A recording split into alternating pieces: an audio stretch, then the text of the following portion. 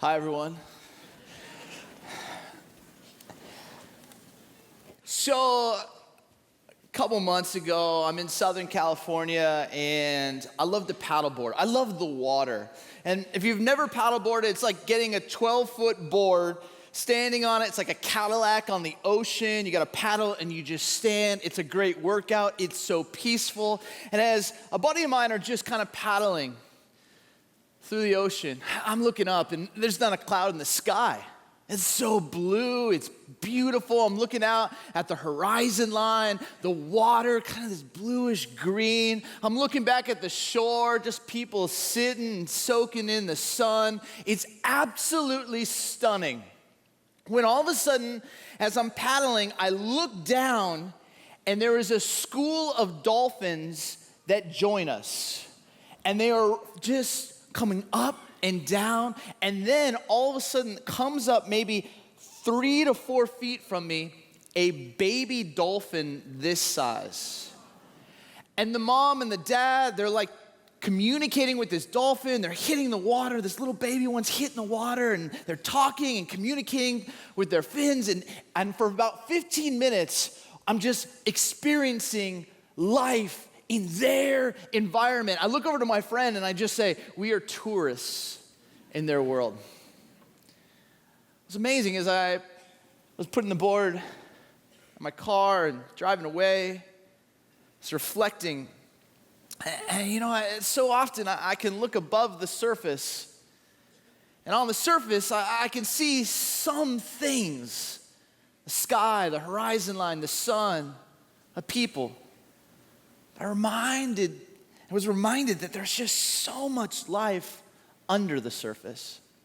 So much that I can't see. As I kind of stood overlooking the ocean, I looked over here, and the water just continued and continued. All I could see was the horizon line, and it still continued. If I went to the middle of the Pacific and I tried to go deep, deep, deep to the bottoms, I mean, it's just it's God's love. It's God's creation. It's so vast and so wide and so deep and so long. It's God's love for you and for me. And sometimes all I can see is above the surface. I can't see what's underneath, what's moving, how God is orchestrating things for our good, how God is stirring and moving. And today, that's what I'm going to talk about. Because I love the book of Esther. Because this book, there's not like some supernatural event. There's no miracles. Because like on the surface, you wonder, where's God in all of this? And what I really want to do is, for 10 minutes, I want to tell you the entire story of Esther. 10 chapters in 10 minutes. And then make some observations about it. You see, in chapter 1, there's this king. His name is Xerxes. He rises to power. He's overseeing everything. Most powerful leader of the day. So he calls 127 provinces, all of these leaders, to come to his capital city, his palace, and they're going to strategize. And they drink, and they strategize, and they eat. And after 6 months, he throws another party for everyone else. And there is a lot of wine. There is a lot of drinking. And the king wants to show off, and so he says, hey, I'm going to send my queen in. But the Queen Vashti, says no. One of the first recorded experiences of a woman saying no to a man in power. And the king has no idea what to do. He's enraged, so he calls together his cabinet, and he goes, what do I do? And one of them says, dismiss her. We can't take this. If you allow her to stay in her position and say no, it's going to wreck everything for us. And so Xerxes doesn't see it as an invitation to grow and to learn. He listens to his inner court, his cabinet members, and he dismisses her. As time goes on, and he's just kind of lonely. He's missing a queen, and his personal attendants come to him in chapter 2, and they go, oh, you're so down. But you have power over almost the entire world. Why don't you bring every beautiful virgin to you, and we can line them up And you can go into a competition and you can see which one of these women do you want to be the next queen. And he's like, that sounds like a great idea. But I need you to understand something.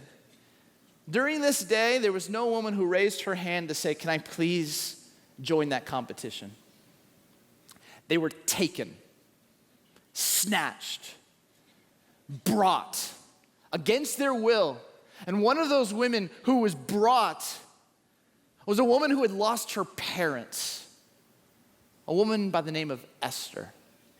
But for some other reason, Esther, in every conversation, even being in an environment that she doesn't want to be a part of, she wins favor with the eunuchs, with the personal attendants, and even with the king. And out of every woman, Esther wins the crown. And so she becomes the queen. Now, there's a family member who's kind of adopted her. Since her parents had passed, his name is Mordecai. And every day Mordecai would just go to make sure Esther was okay. He's a good man. He'd give her advice. He was just there watching her. But one day as he's sitting by the courts, he overhears this conspiracy, this assassination attempt, this plot to kill Xerxes. And he goes, oh no. And so he now tells the queen, Queen Esther. Esther brings it to her husband, King Xerxes. And Xerxes does some investigation and it comes to be true. They take Mordecai and they write his name down in this incredible story in Xerxes' biography. Well, one day, Mordecai is just out by the gate and the king's brought in a new kind of right-hand man. His name is Haman. And Mordecai sees him but doesn't bow down. He doesn't kneel, he doesn't lay prostrate, he doesn't like sing Haman's praises, and Haman gets so enraged because every other person does it except Mordecai. And so he doesn't want to just harm Mordecai, he decides, I want to kill all of the Jews. I want to exterminate them, I want to annihilate them. So he casts some lots, and the lot says, comes back 12 months from this day, go to the king and tell him your desire to kill the Jews. Tell him that you'll actually pay for it. And so Haman goes to Xerxes, he fabricates this entire story, and Xerxes, not really paying attention, takes off his signet ring, gives it to Haman, they stamp an approval, all the couriers go out to all of the provinces, and they say, hey, in 12 months, be ready, because any Jew that you see, it will be open season. And the entire capital city is bewildered. Well, Mordecai hears of this in chapter 4, and he's absolutely brokenhearted. He tears his clothes, he weeps, he wails, and he wonders, what can we be done? And then he thinks, Esther. And so he begins to write to Esther. And Esther and Mordecai begin corresponding. And in chapter 4, verse 14, Mordecai says this to Esther, for if you remain silent at this time, relief and deliverance for the Jews will arise from another place, but you and your father's family will perish. And who knows? But that you have come to your royal position for such a time as this. Then Esther sent this reply to Mordecai, go, gather together all the Jews who are in Susa and fast for me. Do not eat or drink for 3 days, day or night. I and my attendants will fast as you do. When this is done, I will go to the king, even though it is against the law. And if I perish, I perish. Now you have to understand that in those days, the queen would stand in the inner court. And if the king held up his gold scepter and pointed it at the queen, then she could talk and come into his presence. If he did not do that and she walked in, she could be killed. The scriptures tell us for 30 days, the king did not want Esther in his presence. And so this morning, she seems to get all dressed up and she walks out and she knows if he doesn't move this scepter towards me, I'm gonna have to put myself in potential danger. Well, he sees her. And he ends up pointing the golden scepter at her. And she begins to walk towards him. And the king looks at her. And she's just so kind of distraught. And he's like, well, what is it, Esther? What is it that you want? And Esther says, can you and I and Haman have a meal together? And he's like, anything. So Haman and the king show up. And they're about ready to have a meal. And the king asks, what is it that you want? But Esther doesn't feel ready to talk about it. And says, tomorrow evening, will you grant me the request to do this again? And I will prepare a banquet for you. Please. And the king says, anything you want, I will give to you. Well, the scriptures tell us in chapter 5 that Haman leaves that meal. In verse 9, Haman went out that day happy in high spirits. He's been drinking. But when he saw Mordecai at the king's gate and observed that he neither rose nor showed fear in his presence, he was filled with rage against Mordecai. So he leaves, and there's Mordecai again. Always there he is. Everyone else is bowing down, not Mordecai. And he gets so angry. And he goes home. It's the first thing he talks about with his wife and his friends. He's like, I don't know what to do. Why won't he bow down to me? And then look what the verse says. Verse 14, his wife Zeresh and all his friends said to him, have a pole set up, reaching to a height of 50 cubits, which is 75 feet, and ask the king in the morning to have Mordecai impaled on it. Then go with the king to the banquet and enjoy yourself. This suggestion delighted Haman, and he had the pole set up. So he had people working through the night to set this pole up 75 feet. And he's going to go to the king and he's going to tell him, hey, I can't wait 11 more months. I need Mordecai to be killed right now. So he wakes up in the middle of the night. He ends up going, but something happens. The king can't sleep. Look what it says in chapter 6, verse 1. That night, the king could not sleep, so he ordered the book of the Chronicles, the record of his reign, to be brought in and read to him. So basically what it is the biography of Xerxes' life, all of his stories. He's like, I can't sleep. Tell me how awesome I am. So all of a sudden, this book is opened up, and you know what it's opened up to? That conspiracy to assassinate Xerxes. And he's like, read on. And so all of a sudden, he learns again about what Mordecai did. And he begins to think to himself, did we ever properly honor Mordecai? No, I don't think we did. How could we honor him for his faithfulness, for his kindness, for him speaking up on my behalf? And at this moment, he sees Haman walking towards the inner gate, and he goes, who's walking? And one of his attendants goes, oh, it's Haman. And so he goes, bring him up. I got to ask him this question. And Haman's coming in wanting to kill Mordecai. He's got a pole 75 feet that's being built right now. And he's got an agenda. And look what happens in verse 6 of chapter 6. When Haman entered, the king asked him, what should be done for the man the king delights to honor? Now the narcissist Haman thought to himself, who is there that the king would rather honor than me? So he answered the king, what do I like? What do I like? Wow, I know what I like. For the man the king delights to honor, it's me. Have them bring a royal robe the king has worn and a horse, that black one, that stallion. Have them bring that horse the king has ridden, one with the royal crest placed on its head. Then let the robe and the horse be entrusted to the one of the king's most noble princes. Let them robe the man the king delights to honor, it's me, and lead him on the horse through the city streets, proclaiming before him, this is what is done for the man the king delights to honor. Go at once, the king commanded Haman. Get the robe and the horse, and do just as you have suggested for Mordecai the Jew, who sits at the king's gate. Do not neglect anything you have recommended. have you ever had one of those moments where you were like, I'm gonna get a bonus? What? It's like National Lampoon's Christmas Vacation. I mean, it's just this rage, this emotion, this humble pie.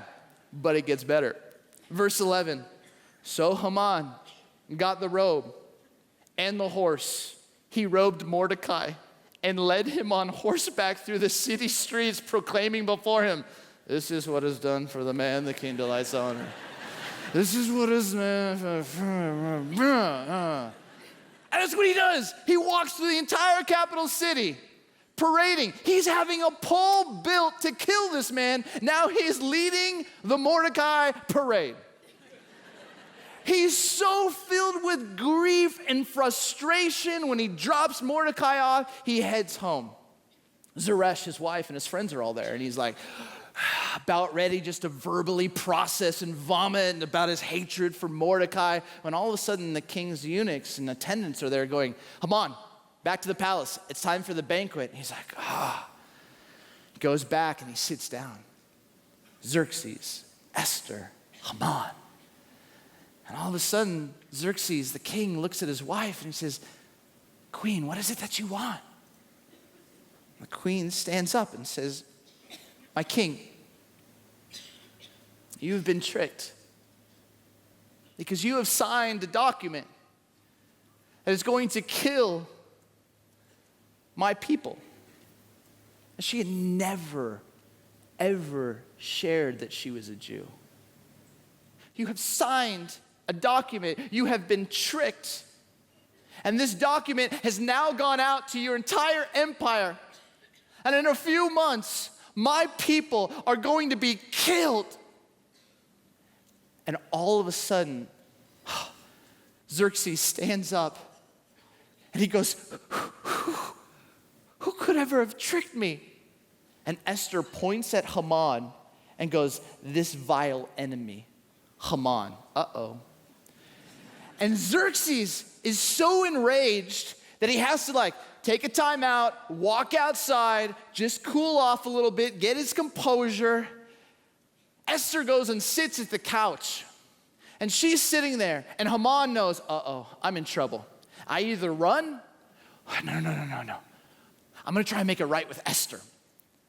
So he begins to walk towards Esther. You can read this in the scriptures. If there's ever a chance that you are in this situation, please don't do this. He stumbles and he trips and he falls on top of Esther as the king is walking in.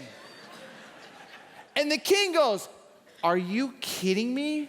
Really? I'm outside for a few minutes and now you're gonna try to assault my wife? That's what it says in the scriptures. And he's like, what am I gonna do to you? And one of the eunuchs goes, hey, what's that? It's a pole. 75-foot pole? For what? Oh, it's to impale someone. Deal. Haman, that's for you. And all of a sudden, Xerxes then has this massive change of heart. They decree this entire new set of rules to be sent out throughout the empire to say, hey, I know that this was decreed that the Jews would be annihilated, but no.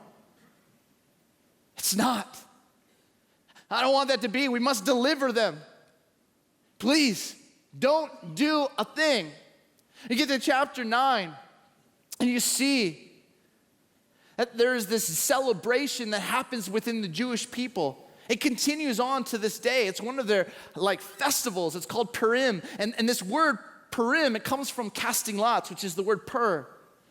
And you have this sense that this was a day, 2-day celebration that the Hebrew people just stepped back and thank God that someone stood up and spoke out. And that because of that bravery, the Jewish people were delivered from a death sentence. And you get to the end of the book of Esther, chapter 10, and you see Mordecai has risen to influence, and now he's Xerxes' right-hand man with his robe and his stallion, and he's riding around, and the city loves him because he cares about the good and the welfare of the city.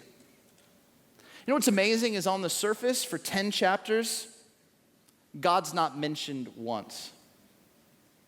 And you can flip through the pages of this incredible book and you could really ask yourself, where's God in all of this? And on the surface, I'd say, yeah, he's not named.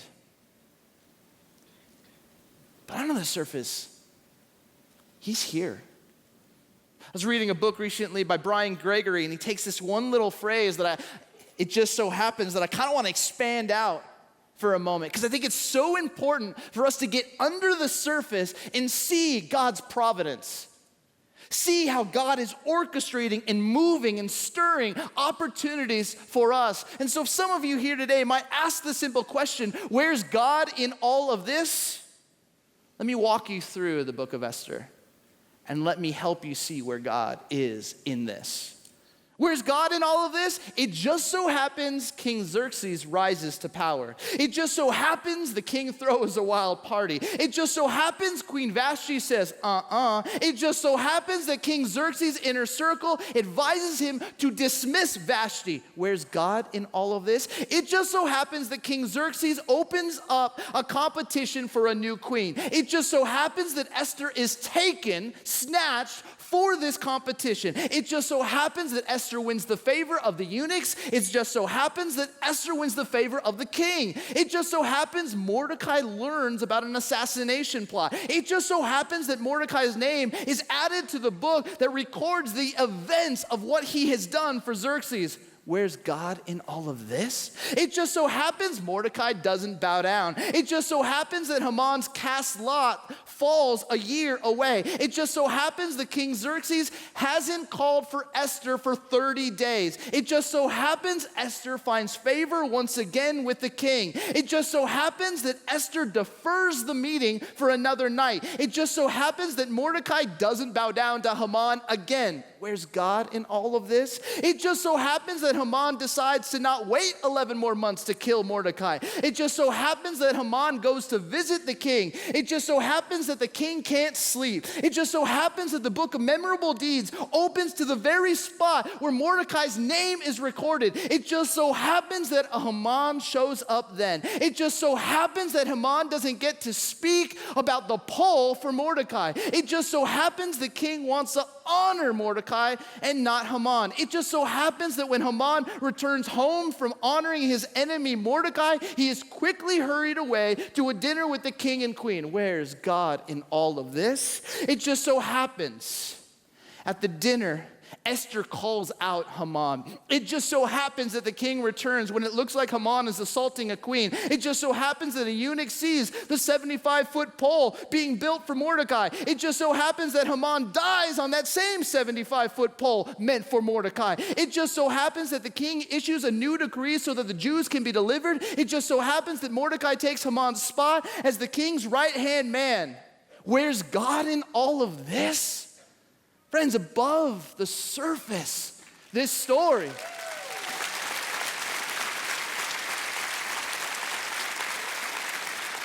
above the surface, this story is incredible.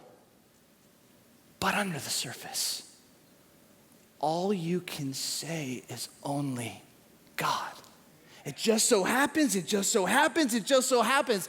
And that's true for me. That's true for Willow. And that's true for you.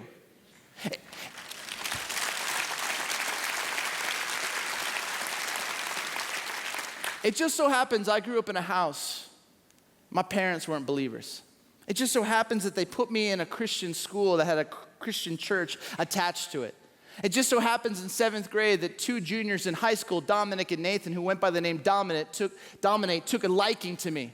It just so happens that 6 months after hanging out with these 2 juniors in high school that I got baptized. It just so happens a few years later, I got to baptize my mom. It just so happens that 2 years after that, I got the chance to baptize my dad on my 19th birthday. It just so happens as he's coming out of the water, he hears this whisper from God to sell everything in California and move to Michigan. That was not God, but he felt it. And it just so happens that God whispers to him and says, no, you gotta go to Michigan, restore a relationship with your folks. And it just so happens during this time that this girl breaks up with me. And it just so happens that I'm sick and tired of seeing white Honda Civics all throughout Southern California. And it just so happens I end up moving to Michigan. And it just so happens I can't find a church. And it just so happens that I call my best friend who was my roommate in college. And it just so happens when he was in high school, one of his youth leaders was planting a church in Michigan where I live. And it just so happens that he made an introduction for me. And it just so happens me as a film major began to get moved and stirred by the beauty and the power of what could happen at a church. And it just so happens that this teacher, pastor, ends up going to the Middle East, to Turkey, and to Israel, and someone pulls him aside and says, hey, it's great that you're speaking to the masses, but who are you pouring your life into? Because Jesus didn't change the world by speaking to the masses. He changed the world by having disciples. And it just so happens that like my name came to this pastor's head. And it just so happens that he called me. And it just so happens that like I was going back to California at this time and in school. And it just so happens that he said, graduate as fast as you can. Come live in my basement. I'll teach you everything I know. And it just so happens that I did. And it just so happens when I moved back to Michigan, I met Bill. And it just so happens that he became this mentor of mine. And it just so happens in like this small little beach town in Michigan, I'd go on these walks with him and he'd ask me these questions about teaching and pastoring and leading. And it just so happens we built this relationship. And it just so happens that 4.5 years ago when he was praying, going, hey, there's this role that we have in the church, my name came up, and it just so happens he called and reached out. And it just so happens I said yes, and for the last 4.5 years, I've been here. I can look back at my life.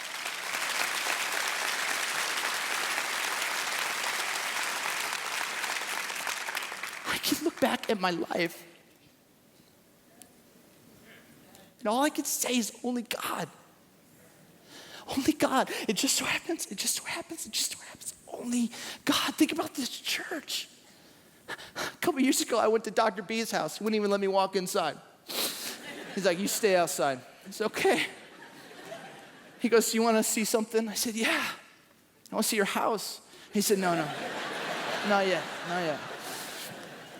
He goes, see right here, this bench, sit on it. I sit down because you do whatever Dr. B says. He goes, this is the spot. Bill came to me and he told me that he was feeling led to plant a church. I said, well, tell me that story. He said, it just so happens that I was a New Testament scholar leading the New Testament kind of division at Wheaton College. And it just so happens I became friends with the president of Trinity International University. And it just so happens he kept asking me to take a leave from Wheaton and to go teach at Trinity. And it just so happens I kept saying no. And it just so happens that one day he asked me again, and I had this prompting and whisper from God to say yes. And it just so happens I said yes. And it just so happens that when I was going in to teach one semester, that there was a student that had been transferred in from a small college in Iowa. And it just so happens that we were talking about the beauty of the church. And it just so happens the student and I had this connection. And it just so happens that we connected over Acts chapter 2. And it just so happens that this mentoring relationship began. And it just so happens I watched this business leader begin to become a pastor and take all of that leadership gifts to use and work within the church. And it just so happens that one day he showed up right here and said, it's time to start a church. It just so happens. And Bill was that student. Dr. B was that mentor. And all of a sudden, people came around. And this church came. And you go, what if Dr. B was like, I'm going to stay at Wheaton? Man, what might have we missed? And the same thing's true with you.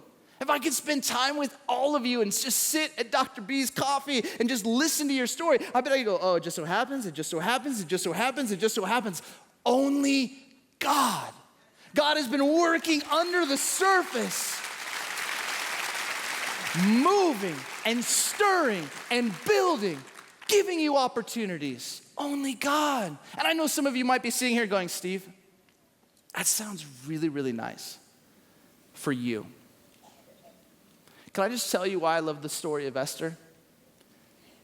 Some of you might be sitting here going, Steve, you don't know, man, nobody in my family knows that I come to church.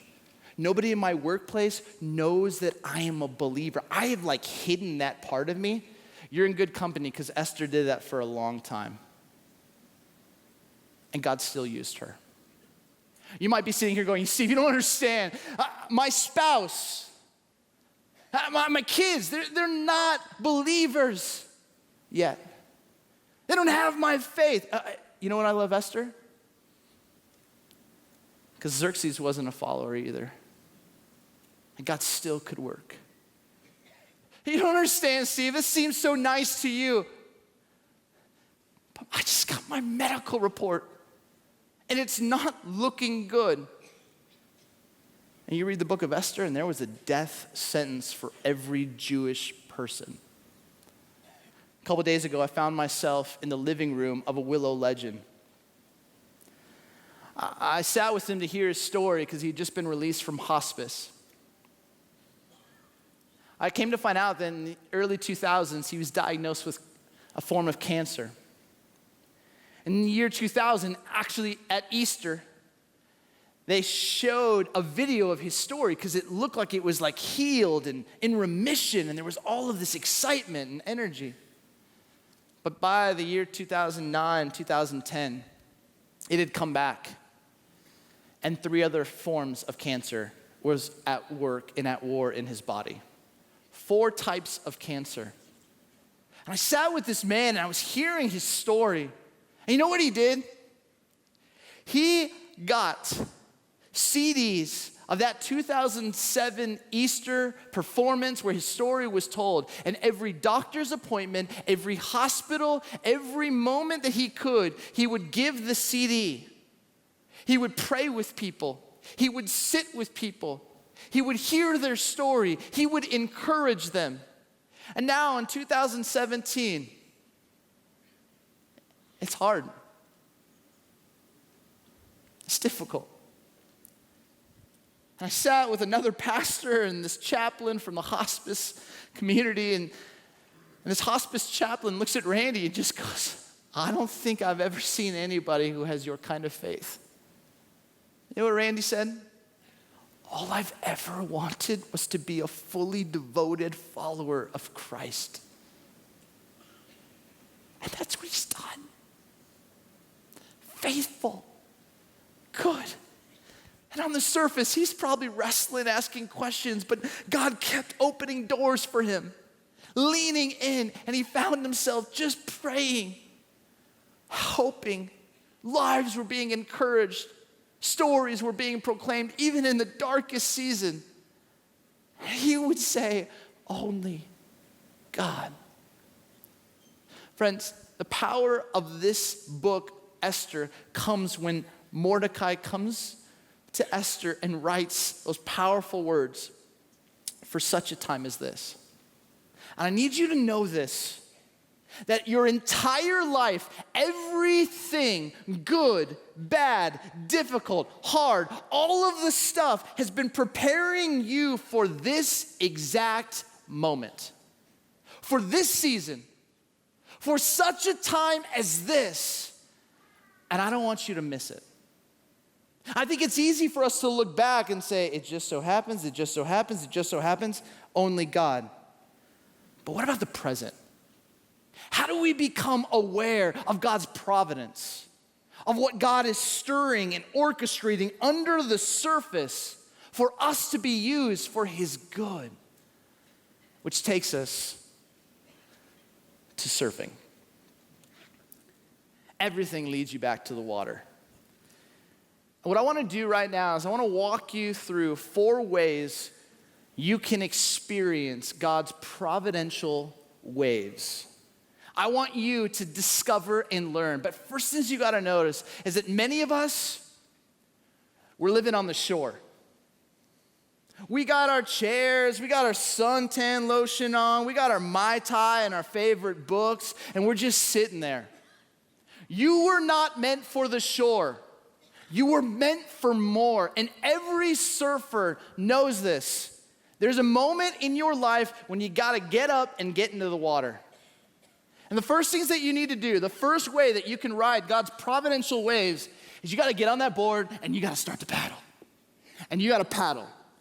And it's tough getting out there because you are paddling and waves are crashing down. You got to duck dive under the water, and there's all these forces saying, go back to the shore. Go back to the shore. What are you doing? No, I just got to keep paddling. A first way to ride God's providential waves, you got to paddle. Just honest litmus test. Are you on the shore? You got your good book and safe and comfortable? Or are you in the water? Are you paddling? The next thing that every surfer does, the second way to ride God's providential wave, is you gotta get in the right position. Because there's a lot of you who are just paddling with no purpose, with no meaning, and I watch you in the water. I'm like, seriously, get out of my way. Get out of my way. You're a danger to me. Get out of my way. You know, and you're just paddling. You're like, I'm in the water, yeah. And I want to tell you that. At least you're in the water. But man, you might be just flailing. I have no direction.